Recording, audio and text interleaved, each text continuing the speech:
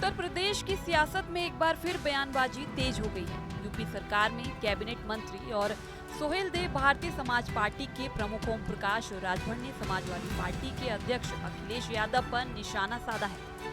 राजभर ने social media platform x पर एक पोस्ट शेयर करते हुए सपा सरकार के कार्यकाल को लेकर कई सवाल उठाए हैं। उन्होंने अपनी पोस्ट को सपा का आतंक राज पार्ट 1 नाम दिया है और कहा है कि वे आने वाले दिनों में अलग अलग जिलों की घटनाओं का जिक्र कर सपा को घेरेंगे।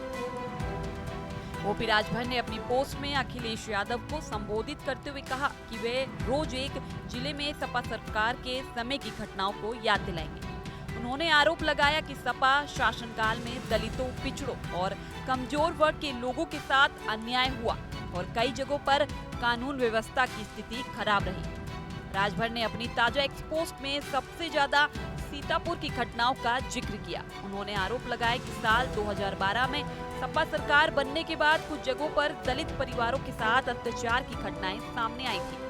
उन्होंने सीतापुर के रेवसा क्षेत्र के बिम्बिया गांव का जिक्र करते हुए दावा किया कि वहां दलितों के घरों को आग लगा दी गई थी। इसके साथ ही राजभर ने सीतापुर के लहरपुर इलाके की एक घटना का भी जिक्र किया।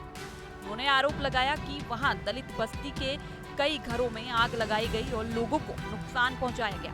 राजभर ने कहा कि ऐसी घटनाओं को प्रदेश की जनता आज भी नहीं भूली है। ओपी राजभर ने अपनी पोस्ट में अखिलेश यादव की सरकार पर कानून व्यवस्था को लेकर भी हमला बोला। उन्होंने आरोप लगाया कि सपा सरकार के दौरान अपराधियों और दबंगों के हौसले बढ़े हुए थे और सरकार उन पर प्रभावी कार्रवाई नहीं कर पाई। राजभर ने कहा कि अब समय आ गया है कि सपा सरकार के दौरान हुई कथित हिंसा, अत्याचार और अपराध की घटनाओं को जनता के सामने रखा जाए। उन्होंने दावा किया कि वे आने वाले दिनों में एक एक जिले की घटनाओं का जिक्र करेंगे और अखिलेश यादव से सवाल पूछेंगे। बता दें कि ओम प्रकाश राजभर पहले भी समाजवादी पार्टी और अखिलेश यादव पर कई बार निशाना साध चुके हैं।